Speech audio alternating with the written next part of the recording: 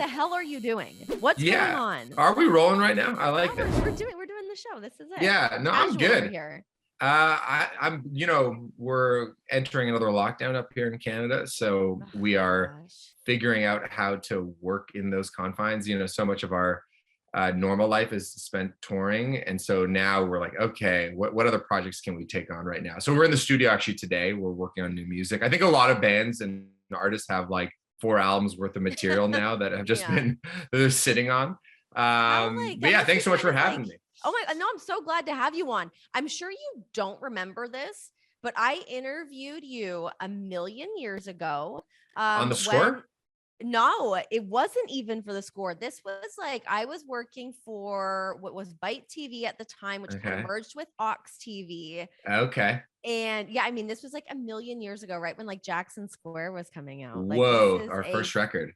Yeah, we were like in Hamilton. I actually think I might have been shooting something. Maybe I was. No, I wasn't working at the Score. I was gonna say I thought I was doing something with like the Tiger Cats at the time. I don't know. I was just in Hamilton and we did an interview. But anyways, here we are 1,000 years later. Well, it's been so cool to see your career evolve, and because I obviously remember you most from the Score, and then you stop paying attention for a second, and then you turn around, you're like, oh, Renee's in LA, like holy shit, like wow, like a lot is happening. But I mentioned to my friend Adam Burchell, who's a friend from Hamilton. He's now like the head of music at TikTok, but he worked at Live Nation for a long time, and he said your dad is an old school Live Nation person. Is that correct? Yeah. So my dad actually toured. He toured with Anne Murray for like 14 years. Oh, wow. He toured with her for forever. And then he started working for House of Blues for a long time. And then when that became Live Nation, he was the guy down at the amphitheater doing all the shows there. But my brother actually works, oh God, now I don't even know what the name of the building is, but he works with you guys. He helped you guys with the Grey Cup. Oh, well, what company is he with? Is it like what's his name? I'm gonna screw it up now because he used to work for Claire and now I don't know what the name of it is. He's gonna kill me. His name's Eric. Okay. But anyways, here's the thing. So a couple of years ago, I was just telling one of my producers about this, but so this was probably like 2-3 years ago. I had not been home to Toronto in quite a while, or at least not spent like a substantial amount of time there. And I spent the summer in Toronto. It was a time of my life. I love Toronto so much. I miss it. I long for it. But as I'm like, getting back into like the vibe of the city and checking things out, the Arkells are everywhere. Like we're everywhere. Trying. Oh my God. I feel like you guys are like Toronto's band. Does it feel that way to you? It's kind of a weird thing to answer, but no, I mean, it's nice that we know we can, put a show up on sale and people are going to come. I think every artist, no matter their size, is always worried about like, are people going to come to the gig? Like I even heard an interview with Chris Martin from Coldplay, and he was talking about, he's like, it doesn't matter that we've like sold out stadiums around the world. Like the thing that keeps me up at night is that like we're not moving enough tickets in Pittsburgh. It's like Pittsburgh is right now. No one's coming to that. We're way behind schedule in Pittsburgh, and I think every band has a version of that. So it's like whether you're playing clubs or bigger theaters or you're doing amphitheaters or whatever, it's always just like what's the next step? How can we keep growing it? But we feel very lucky that like we don't have real jobs. I always try to just put it in that perspective, right? Just like, when are they going to tell us that we have to go back and get a real job? And so I think about that all the time. And I'm like, what would my resume look like? What would I do? I have no idea. Well, what would you do if you had to do a regular job? What would you like gravitate towards? I'd be feel bad. I'm going to go be a waitress, I guess. I don't know. I don't have much to offer except I can have a great conversation. Yeah, it's a good question. I like delegating because I'm not really good at anything, but I like working with people that are good at stuff. Like I like having big picture ideas or feelings, and I think that happens when you're writing songs and you're putting together like a show with your band. But like when it comes to like the execution of like what a light shade looks like on the stage or like a mix looks like I'm bad at all that stuff. So I really rely on the team around me to do anything. But to answer your question, I don't know. I'd have to find another job. Out in the real world. You would not do well. Oh, absolutely. And I think I actually have a good work ethic now, but I think if it was something I didn't care about, I'd be so lazy. I'd be so lazy. I'd be a bad employee. Yeah, that was me when my last waitressing job was at the Black Bull on Queen West, baby. On Queen, right there. I walked right by it this yeah. morning. Yeah. What a great spot. That was my last place I waitressed. And I remember I like enjoyed working there because you didn't really have to be a good waitress. It wasn't about like, you didn't have to charm anybody. You were kind of in and out. I was like, hey, I can handle this. That like the no bullshit. I can kind of do that. Not so bad. I got fired from my last real job at serving at Eastside Mario's in Dundas, Ontario. I miss Eastside Mario's so much. What's the American equivalent? Yeah, cheese Capoletti. I guess the Olive Garden, which we had Olive Garden in Canada for about 30 seconds and it did not last. I know it's so weird to me how things succeed in Canada and don't succeed in the United States and vice versa. It's so bizarre to me. I don't understand like what kind of makes that go. I mean, even in like for like our careers, it like, did you guys ever want to go to the United States and try to like work down here? Or did you kind of want to stay in Canada? Yeah. I mean, we've been touring down in the States consistently. We've been touring in the UK, in Germany pretty consistently for like the last, probably 8 years. And the way we try to think about it is that it's just like any amount of success anywhere is incredibly difficult. And there's so many examples of groups that like headline festivals in the UK and then they come to America and do, 200 cap clubs and vice versa too. There's bands that are massive in America that could be selling out 3,000 cap rooms all across the country. But, if they go to Germany, nobody cares. So we sort of try to take every kind of market as its own case. And we're like, okay, if we can move a few more tickets or win over that many more people in, Chicago, is it better than the last time we played Chicago? And that's the way we try to rationalize everything. So it's easy to sort of, I think, get in your own head about like what success means. But for us, is like, as long as we're not working a real job and we're like creatively satisfied every day, then that's sort of like, I think, the goal for us. Well, I mean, you guys are doing incredibly well. Are there US markets or US towns that you do better in? I'd say the places we've just been more. So like we're playing like House of Blues in Chicago. We're playing Irving Plaza. We're playing the 930 Club in DC. And those are like kind of like the 930 Club is like that legendary venue. It's like kind of regularly voted like the best kind of 1,200 cap club in the country. Yeah. So for us even getting to play there is like, oh, this is exciting. This is awesome. So we don't have any West Coast dates yet. We're in LA area, by the way. We're working down there a lot. I'm not in LA anymore. I was actually living in Las Vegas for a while. And I just moved to Cincinnati like 2 months ago. Cincinnati? What's going on in Cincinnati? I missed this. So because it's new and I have not really posted all that much about it. I mean, I've spoken about it, but anyway, so my husband's from here originally and we're living out in Las Vegas. We have a baby. That's no place to raise a baby. Let's get real. Hanging out in the casinos all day, the baby in the casino. You can smoke indoors. It's like the Wild West out there. I also like I was saying, it's like I miss Canada terribly. This is as close as I can get right now. So I'll take it.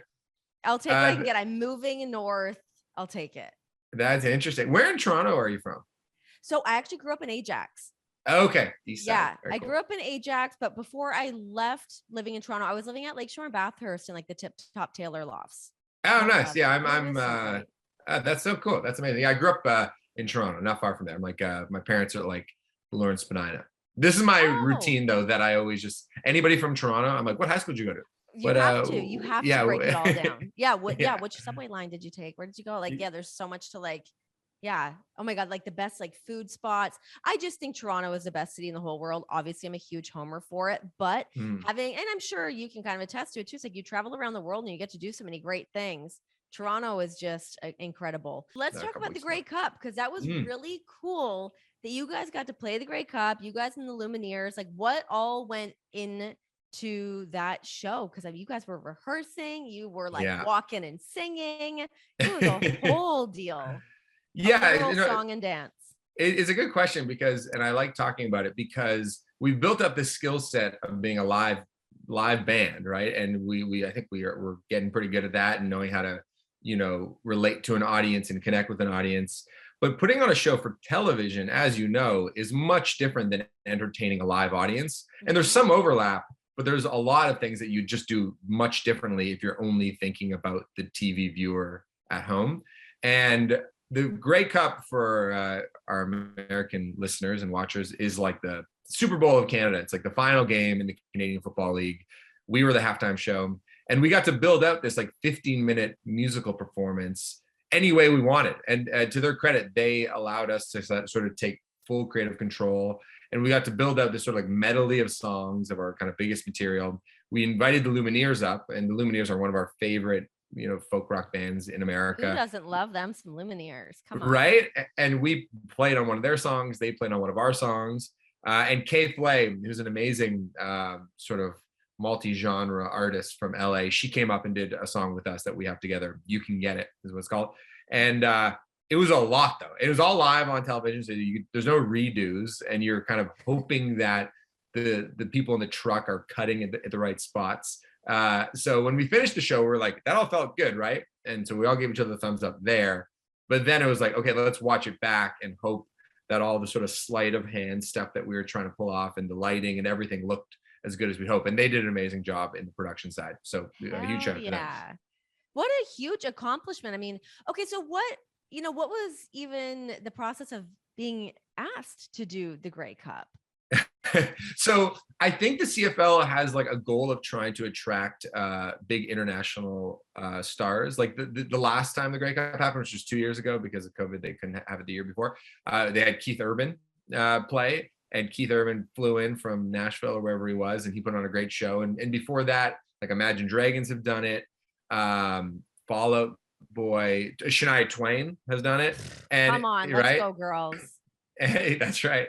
And we've our names, I think, been thrown about when they're discussing it. And this year just kind of worked out, I guess, maybe with the borders being shut down, they had no other choice but to give it to old Arkells. How Canadian of you. That's very Canadian of you to downplay this amazing accomplishment. It's really cool. Like, that's something you should be, I mean, obviously you are proud of it, but like, wow.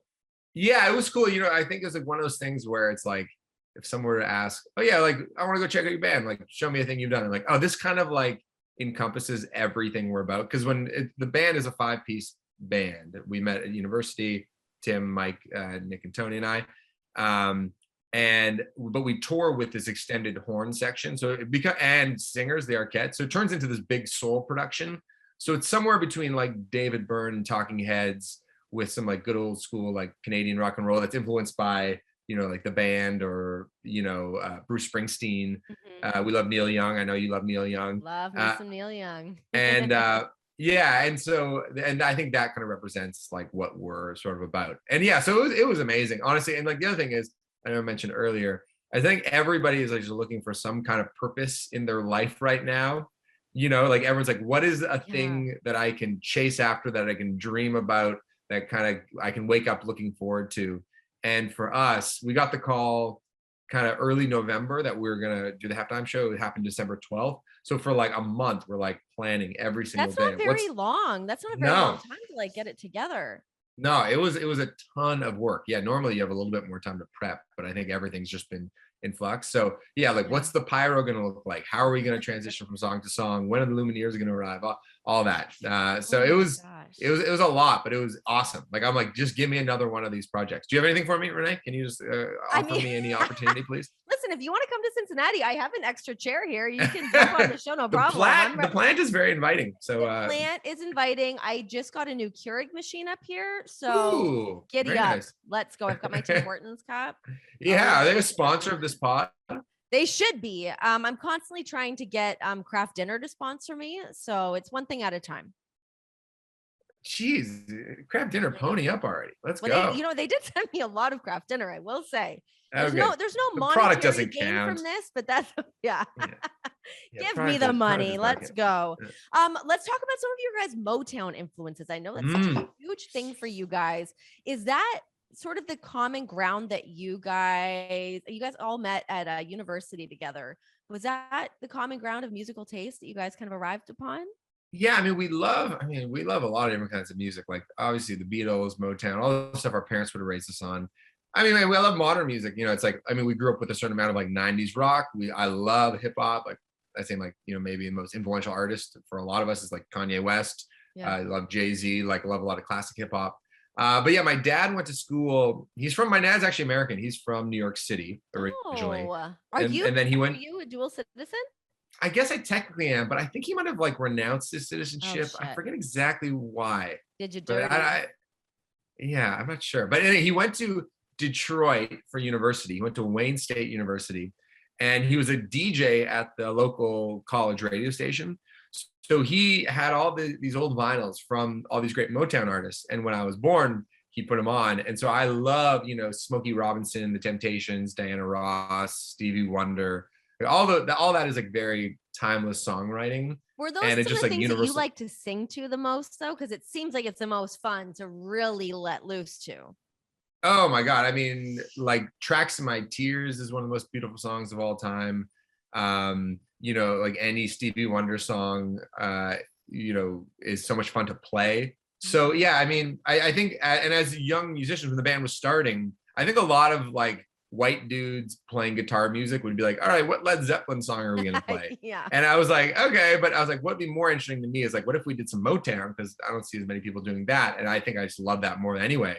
And then and then we're like, oh, here's an opportunity to play with a horn section. That's pretty fun. So it's just like, it's really lent a lot of sort of musical education to what we do, because we're able to just learn so much from those musicians.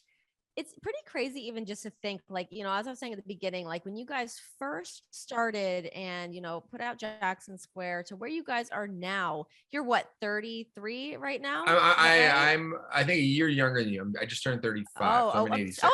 Okay. You're an 86. Am I allowed to All say right. that? I looked up on your Wikipedia. No, before. I'm glad that you did, because I looked up yours and it told me you were 33. So Oh, it's nice. lying. Wikipedia is lying to you. Wikipedia So is that's full good. of shit. Wikipedia used to say that I was a year older than I was, and let me tell you how much I hated that. I was like, can somebody fix this? I don't know how to go in there and fix this, but please somebody fix this. But you guys have been at this for some time. You're young and you've been at this for such a long time. How much has the music business changed from when you guys started to where you're at now? I mean, you guys started when the music business was still, I mean, not, you know, things have changed a lot in the music. We were selling business. CDs, I'll tell you, with our first record in 2008, and that's not really a conversation right now. You know, I like this question because it reminds me of like how difficult it is to have a career writing your own music and performing your own music. And because I think about a lot of the bands that we came up with that were our peers that just don't really exist anymore as bands. Like it is hard. Like the lifespan of most bands is like probably 3 to 5 years if you're lucky. And so the fact that our first record came out in 2008, and you know, we're still going strong now is, I feel very happy about. And how, I mean, I'd say the last 2 years has been really interesting, especially because it's like, you know, it went from CDs to, okay, we're doing streaming stuff now through Apple Music and Spotify, and obviously that still exists. And now with like stuff like TikTok as a device for musical discovery, it's like, it's another thing you have to sort of think about. Confusing. Are you on TikTok? No. No. we are, and we try our best to have fun with it. And there's days where you're like, oh yeah, I've really figured out this app. I know how to make a successful TikTok. And there's other days where you're like, I have no idea what is going to connect. It's much different. So you kind of just have to reframe how you think about the content itself. But I try only. My mind about TikTok is like, because there's days that I'm like, hey, I should jump on this. And I'm like, I don't have 8 hours a day to figure out this dance. I don't have time for this dance. No, I know. I have no. Yeah, we don't really do the dances either. But hopefully there's like, the idea is that there's like a corner of TikTok that appeals to you and that connects with you. And that is sort of like the time you should spend with it. But yeah, it's interesting. It really has, the industry has really changed. I think for us, so much of our business though is based around the live show.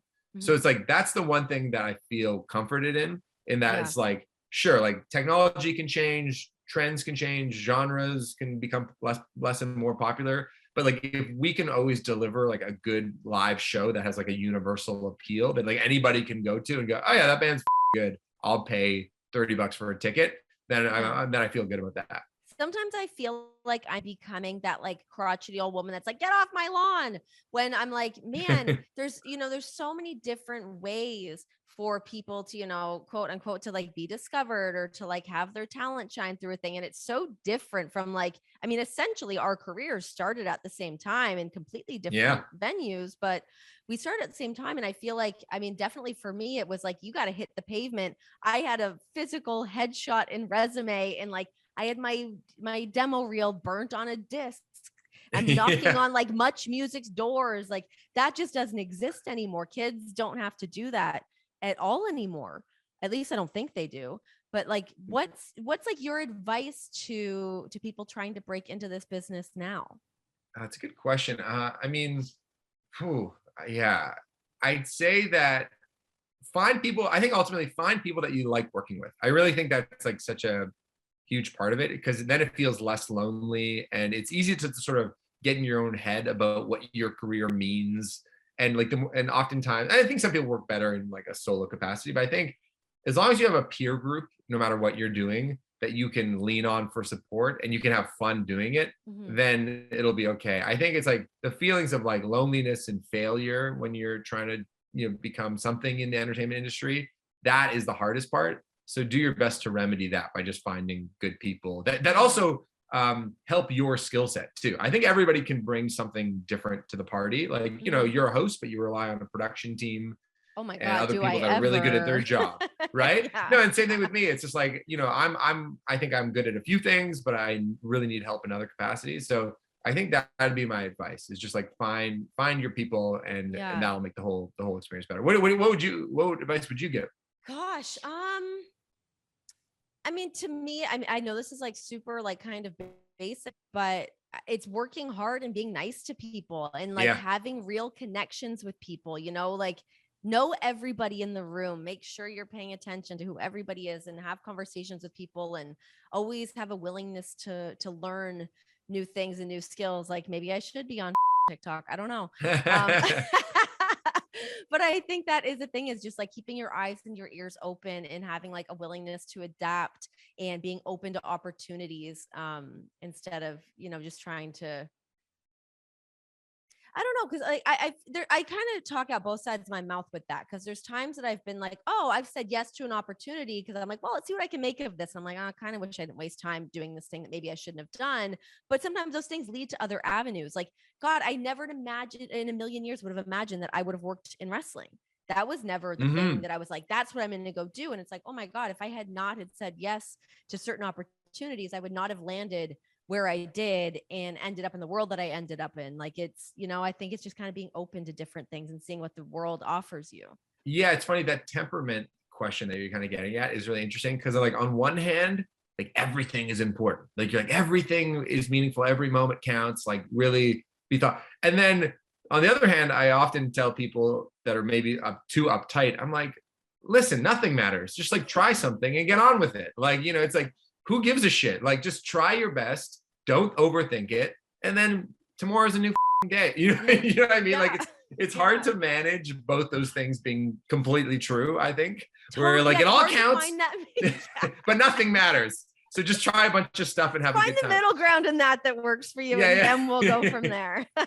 Hey, I want to ask though, because you're very, I think for a lot of people in Canada in the entertainment industry, you're a role model and you're a success story for like someone Thanks. who like, made the jump to America, who's finding a lot of success in America. What was and I apologize if this is stuff that you talked about a lot on the podcast. No, it's all right. But when it comes to making that career choice to spend more time in the States, like what was that like for you? So for me, it was a very deliberate decision that I had been working at the score. I had kind of done the things that I really wanted to do.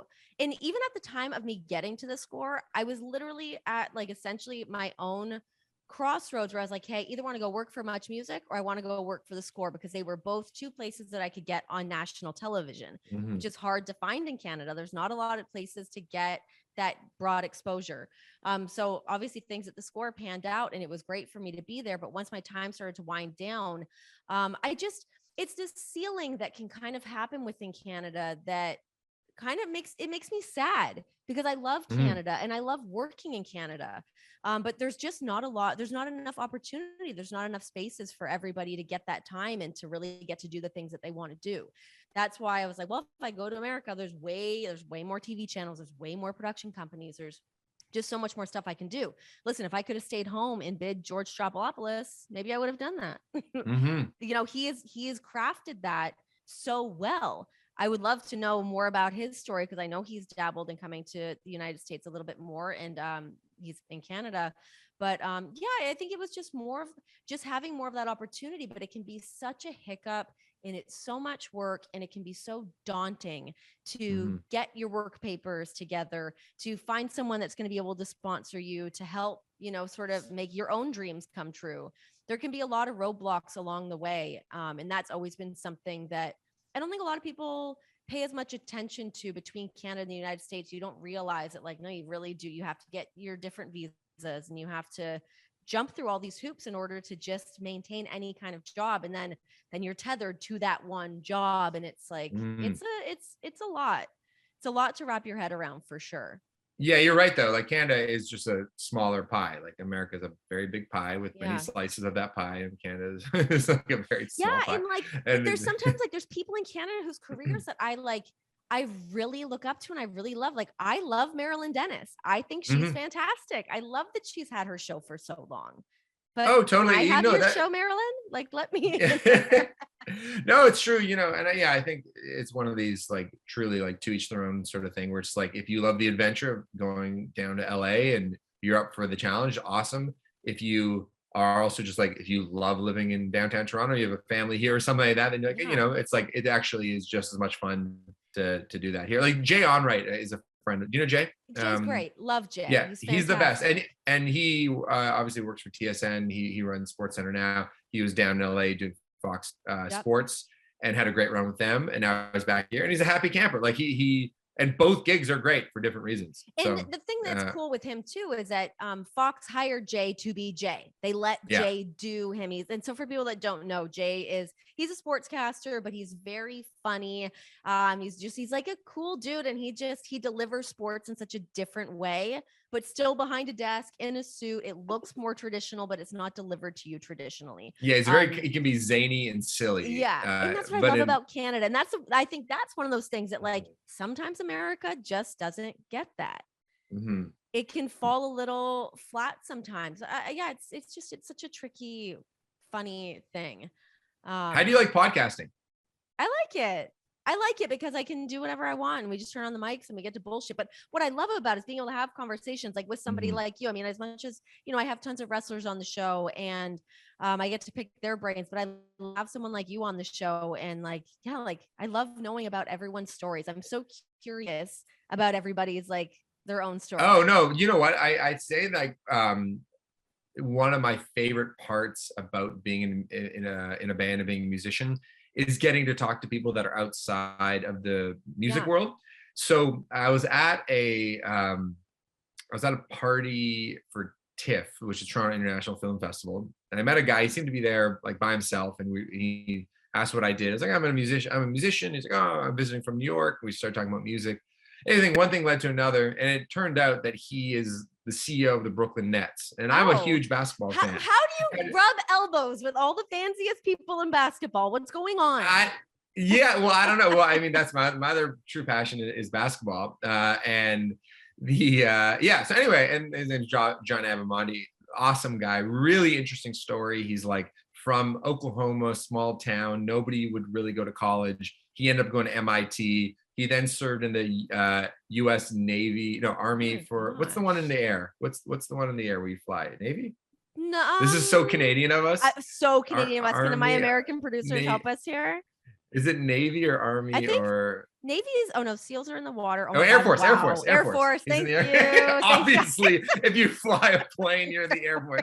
So he's in the Air Force. He does like we know about the RCMP. Our bad. Sorry. And then he goes to Stanford for his MBA, and he then becomes the assistant general manager with the St. Louis Cardinals and then the Padres. Then works for MSG. And then anyway, I find his story to be endlessly interesting, and I only really got to chat with him because he found me interesting as a guy in a band. And like same thing with we were friends with Nick Nurse, the head coach of the Toronto Raptors. Oh, I have so many questions. Okay, well, let's get into it. But anyway, same idea where he is just like he texts me voice notes of him playing the piano and be like, "Yo, check out this thing I'm learning." Nick Nurse did? Nick Nurse does regularly. And I ask him questions about basketball, and we just have this fun friendship. So I imagine you have similar stories where you're like, I get to meet people outside of my immediate world, but they're interested in what I do, and I'm interested in what they do, and it's the kind of a cool friendship. I just think people are so cool. People are so cool, and they're so interesting. Is that the name of this podcast? People are so cool. People are so cool. But it is true. I mean, it's so interesting to me the way people have these different interests. I mean, somebody like Nick Nurse, I mean, he's down there coaching the Toronto Raptors, yet he's here sending you like piano audio, like audio files. Like how, okay, so explain your relationship with Nick Nurse. Cause I remember seeing this on Instagram, however long ago, and I was like, hold the phone. What's happening here? How did this relationship come together? So we were very friendly with the people at Maple Leaf Sports and Entertainment, which own the Leafs and the Raptors. We've done a headline show at Scotiabank Arena. Like we just know that family very well. We got a note from Nick Nurse's assistant, Jenny, about halfway through their championship winning season, what became their championship winning season. What a time. Nick is looking for a piano for his office. Does anybody have any suggestions? And somebody at MLSE sent us this note. So we hooked him up with a piano because we know some people at Roland. Then the Raptors went on to win the championship. He was photographed getting off the team plane with a guitar on his back, like throughout the entire playoff run. It's like, who is this? By the way, I just want to backtrack for a second. Nick's story is incredible. He has a book that he wrote about his career in coaching. Basically, he had one D1 scholarship opportunity as coming out of high school in middle of nowhere, Iowa. Plays 4 years. He has one playing opportunity post-college, which is not in the Spanish league, not in the Italian league, not in the Greek league, but the eighth league down is the British Basketball League. And the team in Birmingham said, you can play for us, but you also have to be our head coach. So from there began his journey as a head coach in basketball at the age of like 22, where he's a player coach. He spent 10 years in England, another in Belgium, came back to Iowa, went back to England, finally becomes a head coach in the G League, which is now the D League, underneath the Houston Rockets. The G League sounds so much worse. Yeah, I think it's the G League now, and it used to be the D League. Anyway, one thing leads to another. At the age of like 50, he finally becomes a head coach in the NBA with the Toronto Raptors. This is 30 years, basically, of toiling in obscurity, but just coaching basketball because he loves it. Anyway, he becomes head coach of the Raptors. In that season, they win the NBA championship, the first one for the Toronto Raptors in our history. Unbelievable. So the Raptors win. I go to a bunch of the playoff games. I've been drawing pictures of like Damon Stoudemire, who's the Raptors' first ever draft pick, like when I was 10 years old. Wait, do you remember when the Raptors came to Toronto and there was like the big like nationwide, what are we going to call the Raptors? Yeah. and we ended on the Raptors, which when you zoom out a bit, you're like, that's a weird name for a basketball team. Yeah. But I think it was like Jurassic Park was exciting. It was it was big at the time. So then they win the championship. We have our headlining show at Budweiser Stage in Toronto the next week. So they went on like I forget what day, the next Saturday, we're playing the sold out concert. It's like 16,000 people are going to be there. We email, but we know he plays an instrument. So we email his assistant, Jenny. Like, Jenny, does Nick want to come up and do Stevie Wonder Signed Seal Delivered with us? Just kind of thinking that it won't happen, but like, why not? Why not ask? Everybody in the city is in a pretty joyful mood. And then we just hear back like, yeah, Nick's in. Like, what? He's in? He shows up for sound check. He's all ready to play. He's all excited about it. What did he wear? What was his like attire for a concert? What was he wearing? Well, he has his signature NN Nick Nurse baseball hat. And he came out in kind of like a Raptors sort of hoodie, I want to say. I'm not sure. But anyway, so it's midway through the show. We're doing a bunch of Motown songs just for fun. And then I'm like, our next guest, some would say he's the hottest guitar player in Canada. Give it up for the head coach of your championship winning Toronto Raptors, Nick Nurse. The crowd's heads explode. Like, I can't I've never heard a louder applause. This good thing about it, like the head coach of our team that just won the championship is walking on stage to play guitar and play Sign, Seal, Deliver It, I'm Yours, our first ever championship. It's like, it couldn't have really been more perfect. Anyway, and How Nick charming. is the best. He's such he's an awesome guy. He's just good to everybody. He knows what it's like to having to drive like a 12-person van around the countryside in England to get from one game to the next. So the fact that now he's like, a millionaire championship winning coach is like so awesome. Everyone's just rooting for him. Yeah. That's so cool. What a guy. How did you get into being a basketball fan? Because I feel like growing up in Canada, obviously we are all like glued to the TVs to watch hockey all the time. Mm-hmm. How did you get into basketball? Because you go to like high school games and stuff, right? Yeah. I blame my American father for this because that makes sense. I grew up on a lot of baseball and a lot of basketball. I didn't really play hockey as a kid. So when the Raptors started in 95, so I would have been 9 years old, so just kind of a perfect age. I'm a huge baseball fan too. But yeah, again, like it's actually, it's funny. So Renee, I have a question. When you have like look back on things from your childhood, were you always the same kind of kid? Like you always kind of want to be in front of a microphone? Yeah. So like, do you have like documentation? I'm the exact same now as I was when I was like a kid. Just like shitty jokes, kind of center of attention, but like don't look at me too much. Yeah. Okay. So same thing with me. It's almost cringeworthy. I'm like, oh God, I've been doing the same song and dance since I was 9 years old. Like good Lord. So when I was in grade 7, I believe, the assignment for whatever class was interview somebody who has a job in the community that you like, that you think is cool. So I opened the phone book and I found the front office of the Toronto Raptors. And I said, can I please speak to Glenn Grunwald, who is the general manager of the Toronto Raptors? And they just put me through. They're like, okay. So then I was like, hey, Mr. Grunwald, I think your job is really cool. Can I interview you for my assignment for school? And he's like, okay. So I got to interview him, and I stayed friends with Glenn Grunwald. Glenn Grunwald just retired as the head of the president of Canada basketball. But it was that instinct to be like, I kind of want to meet someone. I kind of want to interact with someone. I think this would be kind of interesting and cool. That instinct has always sort of existed. So it's the same thing that led me to like email Nick Nurse, is the same thing I've been doing literally for like 20 years. It's like no different. Like, same thing with the Lumineers to a degree. I'm like, I love the Lumineers. Wouldn't it be kind of cool if they came up and did a song with us? We did a song with them. And we just kind of emailed them. We're like, hey, do you want to do this thing? And they're like, yeah, cool, we're in. It's so funny in the moment though, because I have certainly done things like that too. And in the moment, I'm like, this seems like a fine thing to send. But then like, if you look back on it, like a couple years later, you're like, what a loser. No, you can't though. You just can't look back. You have to have the memory of a goldfish. I think that's my one strength. I don't really suffer the PTSD of rejection because I just don't remember. But even if it goes sometimes through, I will. I'm like, oh my God, I'm so sorry. Yeah, well, if it goes through, then you feel like a champion. You're like, of course, I'm the best. I know. Obviously, they want to do this stuff. I'm fantastic.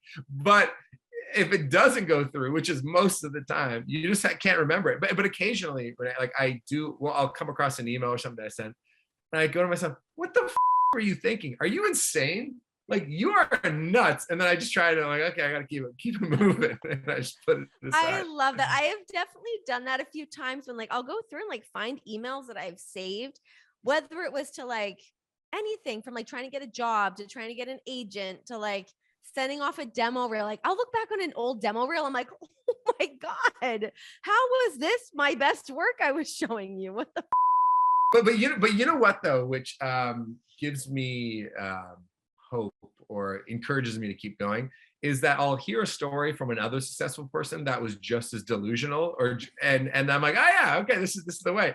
Do you watch that? That's a good trait. Yeah, just the right amount of delusion. Do you watch that show Succession on HBO? You ever watch that show? So I've been watching. I just kind of started. I'm only on like episode 5. Okay, so Kieran Culkin, Macaulay Culkin's brother, who plays this awesome character on the show, Roman. I just heard him in a podcast interview the other day, where basically they wanted him to interview for Cousin Greg, which is another character. Yeah. And he was like, I don't want to do this. So without being asked, he liked the Roman character, and he just filmed himself doing the Roman lines. And he was like, you know what? I don't want to do Cousin Greg. I think I'd be good at Roman. Here you go.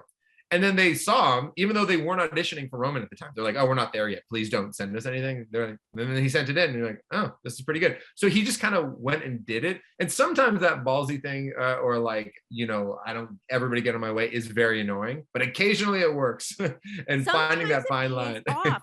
Also, not like, I think a big like takeaway as well is like, no one actually knows what the you're doing. Mm-hmm. So sometimes you just gotta like throw stuff out there, or like people aren't going to envision you doing a certain thing if they're just looking at you through one lens. You got to put it out there and just like, I don't know, cast that wide net. Why not? No, I agree. And I think giving people context for like what you care about and what you're interested in. And yeah, it's like, because people are in their own little world a lot of the time, but if you're able to sort of like paint a bigger picture for them in whatever the endeavor is, and you give them more reason to like be interested, I think that's part of it too. No, I completely agree. Okay, super sidetrack, but I want to talk about your Flatten the Curve music classes that you're doing. What went into this? It seems so cool. Well, it was just kind of this is sort of at the beginning of the pandemic when everyone was really stuck at home, and we were just thinking about like how can we bring a little bit of light and joy to people's daily existence in a very kind of otherwise bleak time. And I'm of the mind that if you can learn like 3 guitar chords, you can play most popular music. So basically, I might have to circle back with you on that, because I did buy a guitar and I've got nowhere with it. So okay, well, roll out. Okay, so basically, I'd go online on Instagram and just do like a very brief guitar lesson on an Arkells song or a cover, and people could tune in and also just chat. Like, I'd open up the IG live, just like, oh, anybody want to chat? And it was a bit like chat roulette. Nobody did anything offside. Everybody was very well behaved. And so that was a fun way to spend the beginning part of the pandemic. We did all 57 Arkells songs, and then I was like, okay, I need a little break myself. But to your question about learning guitar, you are a Neil Young fan. Yeah. Neil Young songs, for the most part, are 3 chords. Maybe a few of them are like 5 chords. So listen, if you learn E minor, C, and G in first position, just that, like, I'll send you like where you put your fingers, you can play most Neil Young songs. Okay, so I'm definitely gonna take you up on this. Yeah. But here's the thing: my goals and dreams don't end with just playing the guitar. I want to sing and play the guitar. Ooh. And I'm just not sure how to do this, because that seems like that takes a long time to do. No, I want to fast track it. Can I fast track it? You know what? I think Neil Young's a great place to start, because it's just like a strum, sing some stuff, strum, sing some stuff, strum, sing some stuff.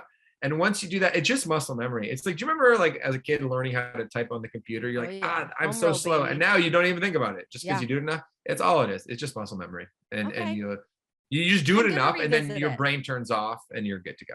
I've got to revisit it. My husband always makes fun of me. He sees it. He goes, oh, how's your guitar lessons going? Are you doing really well with it? I'm like, blow it out your ass. I'm working on it. Okay. Shut up, bro. Leave me alone. Okay. Another super side note. I'm of a very firm belief that some of the most beautiful women in the world are in Toronto, Ontario, Canada. Oh, interesting. I could agree with that. As a man of Toronto, Ontario, Canada, and like a prominent man in that world, what is the dating scene like for you? Oh, I can't really speak to the dating scene right now. Yeah. Is this like a known thing? Because I don't really talk that much about my personal life, though. I do. But I will say that Toronto's a very beautiful city. There's hot women, hot dudes everywhere. There are babes everywhere. It's crazy. I'm always kind of taken aback by it. Every time I'm home, I'm like, look at this girl. Where'd you come from? Well, the thing is that it's a very diverse city, which I think adds to the beauty of the people. And also, everybody's bundled up in jackets for so long, like so many months of the year, basically from like October to May. Like, so by the time summer comes around, everyone's strutting around. It's like everybody's like been waiting for it. Like that first warm day is a very exciting day. I mean, they do say that summer bodies are made in the winter, so Canada's got time to get those abs ready to go. How well did you know wrestling before you started working in wrestling? So when I was working at the Score, Mhm. and my boss at the time, Greg Sansoni, was like, "Hey, can you do this after show for Monday Night Raw?" And I was like, basically what we were saying before. I was like, "Yep, no problem, I'll do that." And then I'm like, "Wait, what the did I just sign up for?" And I'm like checking everything out, doing all my research, like kind of relearning everything. I watched it when I was a kid, but I was definitely not submerged in that world. So once I was kind of like refocused on that, I was like, "Hey, who's who? What's going on?" I Mm. really had to learn a lot, and which is crazy because the wrestling world can be super unforgiving with things. I mean, Mm. wrestling fans love them some wrestling. So Oh if yeah. you mispronounce a name, you get someone's championship reign wrong, all sorts of different things. They'll hunt you down. So I'm Oh surprised yeah. I I believe it. navigated those waters. Yeah. Did you Our watch actually wrestling as a kid? Were you a uh, wrestling kid at all? a little bit. I do have memories of like baseball camp with all my friends running around. Christy Pitts saying, "Let's get ready to suck it" to everybody who would look at us doing the big Generation X thing. Yeah. But my friend Adam, who I mentioned earlier, he is a collector of the only thing he wears is vintage wrestling shirts, What a and guy. he Probably will spends a lot of pay money on them. Yeah. so much money. I And if bet. you look in his closet, and it's just literally like 40 shirts from the 90s usually or early 2000s. And probably And all like triple XL or double XL, probably huge. yeah, and yeah, I'm like, how much you pay for that? He's like, $600. I'm like, so it's a real industry. I Isn't shouldn't be that surprised. crazy? Yeah, You know, yeah. it's actually funny because we've talked about Neil Young. I was in Los Angeles, and I went into like some vintage shop in like Abbot Kinney, and there was this awesome Neil Young shirt. And I was like, I must have this. I went to take it off the rack, and it was like 2 G's. I'm like, okay, Come on, really? everyone calm down. Calm I down, refuse calm down. this. You have quite the fashion game though. Hmm. You actually wait. Your fashion inspired me at one point. Your fashion inspired me for my SummerSlam jacket that I wore Oh, are we talking about when we were in the fringe? Toronto. Yes, the Okay. fringe. I was pissed because you had the rainbow fringe, and Yeah, I yeah, did yeah. not get mine's just black, but the rainbow was it, man. Oh, Well, I appreciate those nice words. When the band started, it was just five dudes. It was like kind of like indie rock. There's a lot of plaid shirts and like beards and jeans and that kind of thing. That yeah, was sort of yeah. like the And style craft at the time. beers. But we've really evolved, I think. And I by the way, I find that kind of fashion to be sort of boring. Do you say craft beers? Yeah, Yeah, also kind of boring. yeah. And the evolution of like wearing more kind of ridiculous things as we've gone on has been very, very fun for me. I just got my nails done for the first time because our album's called Blink Once. I just took them off, but I had Blink Once written across my nails, and I was Oh, like, I saw this is it. just more entertaining. And when you think about the history of sort of fashion and rock and roll, the old rock and roll dudes would sometimes really go for it. If you think about Bowie, if you think of what Mick Jagger would wear, Yeah. even the Beatles documentary that just came out, Get Mhm. Back, which I love, George Harrison is wearing the craziest shit. His Oh my boots and God. stuff and Comes his out in and like the his fur suits and his jacket and the boots. yeah, Like, what a look. What a handsome man. handsome man. So Yeah. then we started kind of really going down a road of like, how can we make each look interesting and sometimes controversial and and like looking, will people maybe be like, what is this guy wearing? And if you're eliciting some kind of visceral response, then that's a good thing. I was inspired. Yeah. I remember seeing your jacket, and I was like, where'd this come from? And it was Hendrix Row, which I Yeah, ended up that's right. connecting with her when I was staying in Toronto that time. Yeah. Oh, So that's so funny. Oh, small world. yeah, Yeah, I she's was awesome. like, I need one of these jackets. It's so, so great. So yeah, I still have mine, but a bunch of my fringe came off. So I need to stitch it Mm. back on there somehow. I want to live in a fringe world. I love a fringe jacket all day. Yeah, oh yeah. There's a lot of spinning that can happen though. It's cool. It's the best. Well, Max, I will let you get on with your day. I appreciate you taking the time to hang out with me. It's fun to catch up with you. Oh, amazing to reconnect, and honestly, like all the best and so much congratulations to your success. We're all so Thanks. proud of you. Yeah, Seriously. listen, I'm proud of you. I'm in Toronto. I'm like, look at these guys. You guys are just like up and doing the damn thing. So next time I'm in Toronto, Hopefully things will be open. Hopefully I can come to a show. Hopefully I will have learned a couple Neil Young chords, and We'll we'll just get see you up what on happens. stage. We'll do Keep on Rocking in the Free World or something. We'll see what happens. All right. Thanks for hanging out. And yeah, I'll talk to you soon. Yeah, likewise. Okay, thanks so All right. much. Bye, Max.